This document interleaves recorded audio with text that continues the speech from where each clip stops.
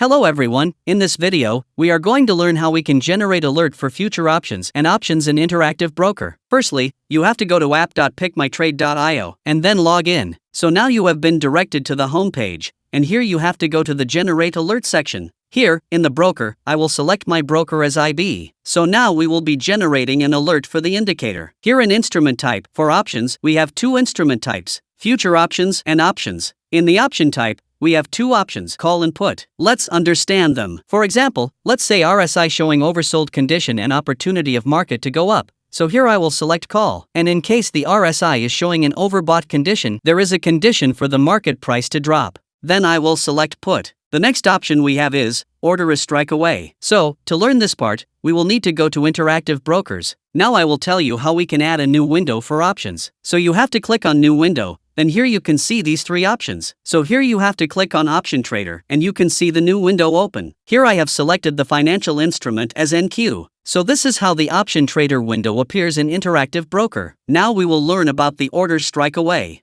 Strike away tells PickMyTrade how far away in strike levels you want your option to be from the current market price. PickMyTrade will automatically select the strike price based on the current market price at the time of alerts triggered. Here, NQ is trading at 18,574.50. The price which is closest to the current market price is 18,575. So here, if I want a strike price at the money, then I will put here 0. So here I will get my money. Similarly, we will move to the next part, the money calls. They are also called ITM calls. So, for call options, ITM calls are the strike below the market price. So here, if my NQ is at 18,574.50, then my ATM call strike will be at 18,570. So if I want 18,570 as my strike away price, then in PickMyTrade, we'll enter -1. Here if I want the strike price to be 18,560, then I will put -2. So that's how you will get the ITM calls. Now we will move to ITM puts, which are also called in the money puts. It is the opposite of ITM calls, as the strike price is above the market price. So here my market price is 18,574.50. Then the strike price for my trade will be from 18,575 to 18,610. So if I want the strike price to be at 18,580, then in picking my trade, I will put here -1. Here if I want strike price to be 18,590, then I will put -2. Now we are going to cover out of the money calls and out of the money puts. Let's understand the OTM calls or out of the money calls. So these are the strike price above the market price. So if my current market price is this, then the OTM call strike price will be at 18,580. So if I want to get this price, then in PickMyTrade, I have to enter 1. Here if I want the strike price to be 18,590, then I will put here 2. Now let's learn about OTM puts. So put itself means the strike price below the market price. So here in this condition, my OTM put strike price will be these values. And to get those values, in PickMyTrade, you will have to enter 1. Here if I want the strike price to be 18,560, then I will put 2. Now we will learn about the option expiry date. Every option has an expiry, and when that time hits, the option ends. Let's break down each setting. The first option here is the current day. This select the current date of expiry, means if today is 2 of May, then the option will expire today itself. If you are trading on intraday or scalping, so you can use this. Next one is next day. This will select the expiry of the next day. If you are trading today, so it will select the expiry of tomorrow. Means, if today is May 1st,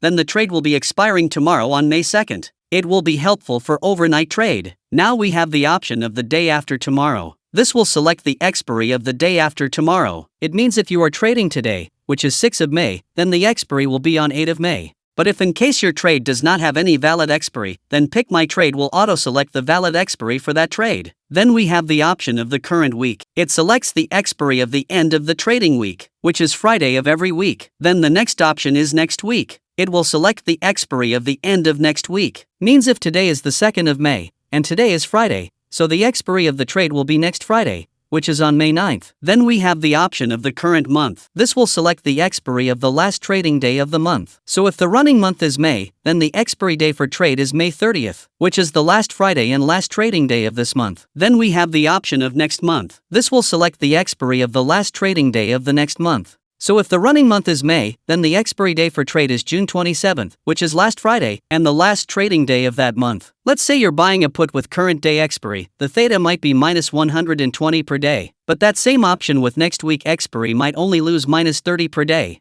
So the closer you are to expiry, the faster the option loses value even if the price stays still. That's why expiry choice isn't just about timing, it's a key part of your risk and reward. Now we will move to the next part. Here you will have to select the TradingView symbol, so I am going with NQ. Here in alert type, here are 3 types of alerts: buy, sell, and close. So in case of a buy alert, what would happen? Let's say, whenever buy trade comes, it will open a long position when the alert triggers. Whenever a sell comes, it will open a short position when the alert triggers.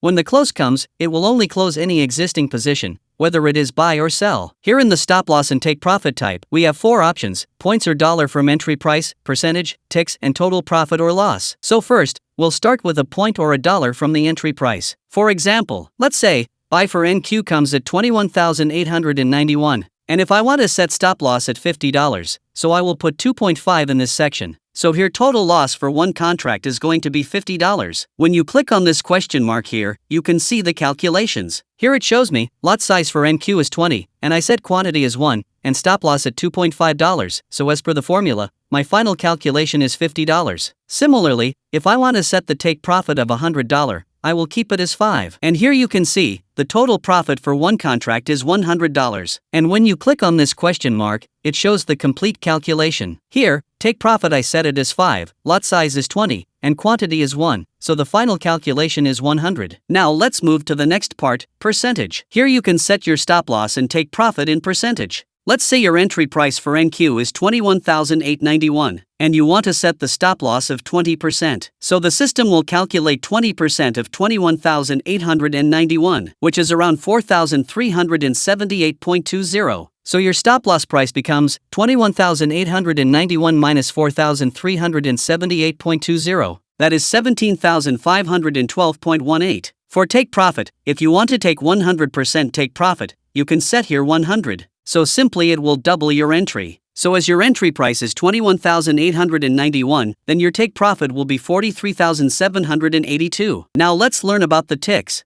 Let's say you are trading in NQ, where each tick is 0.25 points and each tick is worth $5 per contract. If you enter a stop loss of 5 ticks for one contract, so when you click on question mark, I have set stop loss of 5 ticks, lot size here is 20, minimum tick value is 0.25, and quantity is 1, so the final calculation here is $25. Similarly, when you place 10 in the take profit, so per contract my take profit will be $50, and when you click on question mark, this is the complete calculation. Those value also differs on the quantity here. Now here it is 1, so it is showing 25. And when I put here 10, this 25 turns into 250. Now we will move to total profit or loss. Here, you just say, I want to risk $100 per contract, and the system does the rest. So here I place 10 quantity, and when I set 100 here, so the total loss for one contract will be 1,000. You can also check the calculations. So now after setting everything up, you see this account selection. So let's say here it says, would you like to add multiple accounts or select a specific account for trade execution? So you can just select yes or no based on your requirement. And when you click on generate alert, my current IB account, which is connected, it will be shown in the dropdown. And when you click on add alert, the alert will be generated. So here you can see the alert is generated and those are my JSON value. So let me explain this part. Currently alert is generating for one account, which I have added. You can also take those details here. So this will be my token number. This one is my connection name, my account name and quantity multiplier. So now here I will explain about quantity multiplier. Let's say when you click on the add account option, you see these 3 options are available. First is PickMyTrade connection name. So whatever the connection name is for here we are doing it for Interactive Broker. So it is IB1.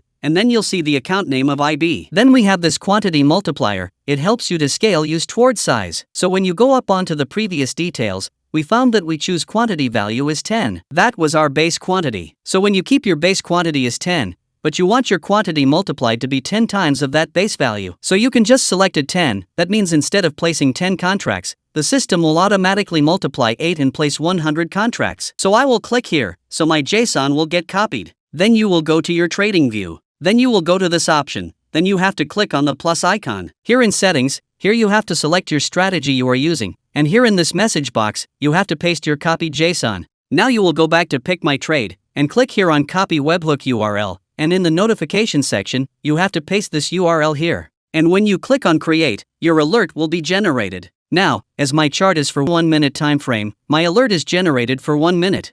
So, by mistake you generated it for 1 minute and want to change it for 5 minutes, so in this case, you can just select this edit option, and in the interval, you have the option to change it. Now I can change it to 5 minutes and just save it. So whenever your alert gets generated, you will be notified here in the log section. And if you want to add multiple accounts, you just need to keep those options the same. And just click on Add Account, and just fill in all those details here and click on Add Account. And when you generate an alert, your alert will get generated for all those added accounts.